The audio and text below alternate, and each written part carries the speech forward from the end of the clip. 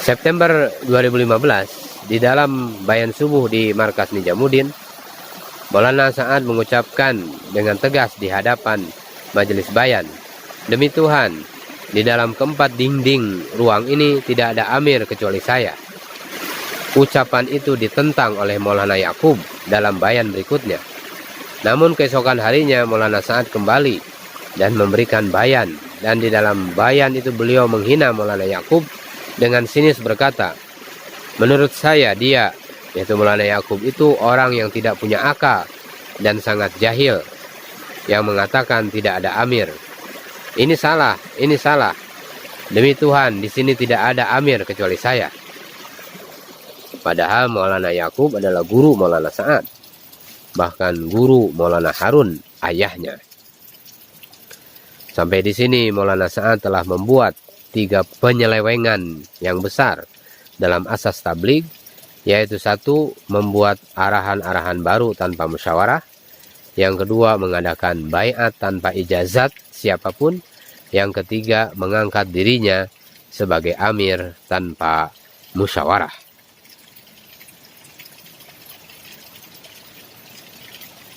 Tanggal 10 September 2015, berbagai nasihat dan peringatan kepada Maulana Sa'ad sama sekali tidak digubris. Karena itu, elders di Nijamuddin berkumpul. Mereka sepakat untuk menulis surat ijtimai kepada Maulana Sa'ad.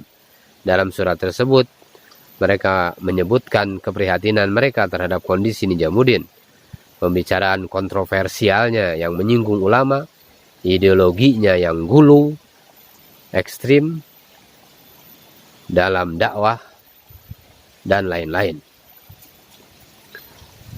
Surat itu ditandatangani oleh Dr. Khalid Siddiqi, Bayi Faruk Ahmad Benglor, Dr. Sanaullah, Profesor Abdurrahman, Maulana Ismail Godrah, dan Maulana Abdurrahman. 5 November 2015, Ijtima Rewin, Pakistan. Seluruh masyaikh dan para penanggung jawab dunia berkumpul untuk bermusyawarah. Kebanyakan pertanyaan dari seluruh dunia adalah mengapa masyaikh utama meninggalkan Markas Nijamuddin. Apa yang terjadi di sana? Dan tersebar isu bahwa surat Maulana Ibrahim, Maulana Ahmad Lat, Maulana Ya'qub, dan Maulana Juher adalah palsu dan rekayasa. Maka untuk menjawabnya, diputuslah Profesor Sanaullah untuk membacakan langsung surat-surat tersebut di hadapan Maulana Ibrahim, Maulana Ahmad Lat, Maulana Ya'qub, Maulana Juher, dan para masyaikh dari seluruh dunia. Akhirnya para peserta majelis sepakat bahwa sudah tidak ada jalan keluar lagi untuk meluruskannya. Satu-satunya jalan adalah dengan menyempurnakan jumlah syuro alami yang tersisa 2 orang syuro, sekaligus melengkapi syuro Markas Nijamuddin yang tinggal 1 orang. Jalan ini ditempuh dengan harapan semua permasalahan di dalam tabligh ini bisa kembali dikendalikan oleh musyawarah. Semuanya dapat menahan diri, tunduk pada musyawarah, dan menjaga ijtimaiyat kerja dakwah. Hal ini sesuai dengan tradisi, syariat, dan manhaj dakwah para hadraji terdahulu yang telah berjalan hampir 1 abad lamanya. Terjadi sedikit keributan. Akhirnya semua masyaikh mendatangi Haji Abdul Wahab dan Maulana Sa'ad dan berkata bahwa saat ini tanggung jawab menyempurnakan jumlah syuro alami ada di atas keduanya. Mereka berdua yang bertanggung jawab untuk menambahkannya. Disampaikan di dalam majelis itu kepada Haji Abdul Wahab dan Maulana Sa'ad, "Silahkan Anda berdua menentukan Anda memanggil kami atau tidak memanggil kami. Silahkan ambil pendapat dari siapa saja yang dianggap perlu atau tanpa meminta pendapat siapapun dari kami." Maulana Sa'ad diam saja. Kemudian Haji Abdul Wahab meminta kepada hadirin, "Baik, sekarang kalian semua beristighfar. Berdoalah kalian dan biarkanlah aku yang tangani ini." Semua setuju dan sepakat bahwa Haji Abdul Wahab yang menjadi faisalat untuk menyelesaikan masalah ini. Majelis itu pun bubar.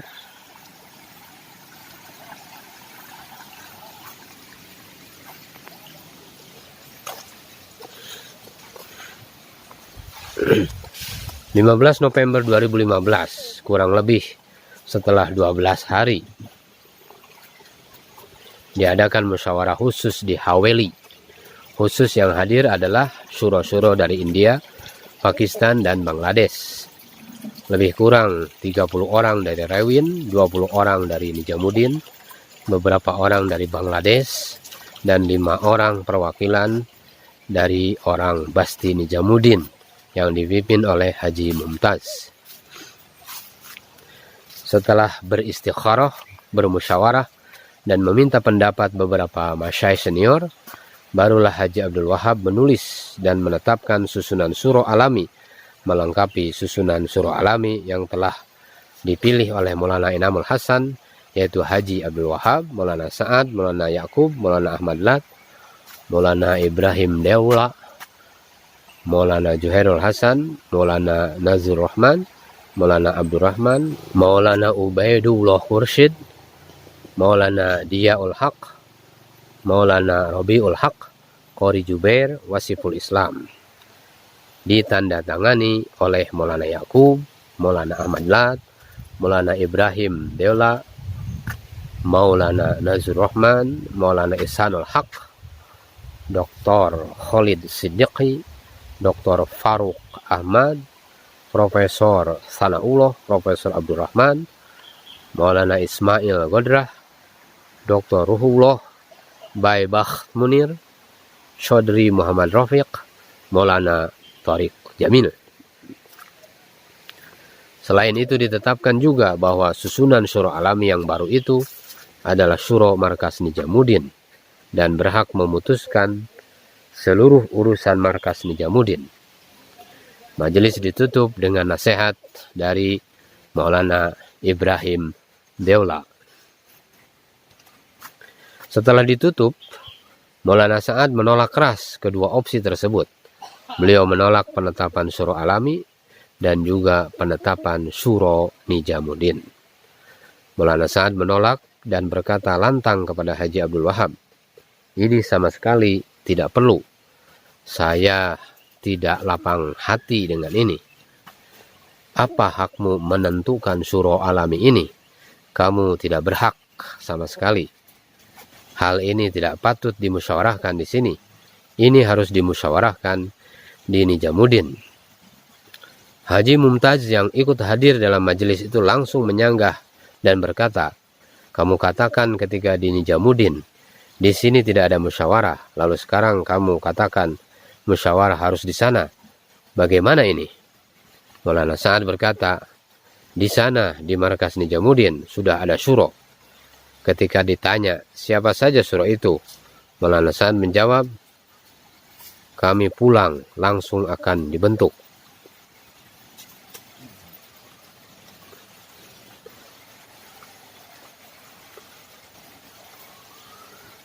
Lalu Maulana Sa'ad berkata kepada Haji Abdul Wahab, "Saya tidak mau ikut kamu.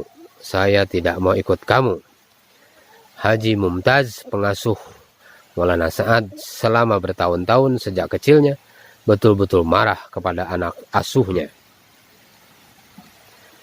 Kemudian ketika ditanyakan tentang pengakuan Maulana Sa'ad bahwa ia adalah Amir Umat, yaitu peristiwa tanggal 23 Agustus 2015, maka Maulana Sa'ad mengingkarinya dan tidak mengakuinya.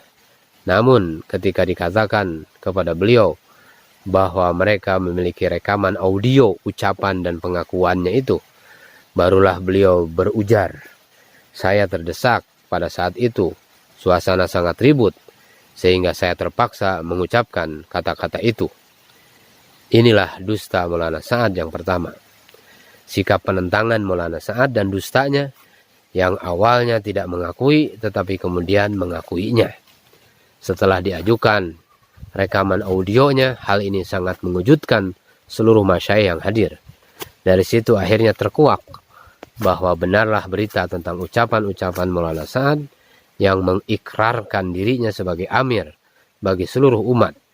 Sehingga sejak awal ia menolak pembaharuan syuro alami dan bersikukuh ingin menjadi amir jamaah dakwah dan tabligh.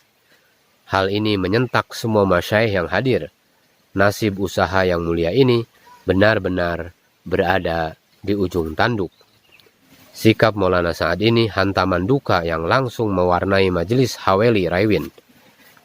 Tidak ada seorang pun dari masyayikh yang tidak meneteskan air mata.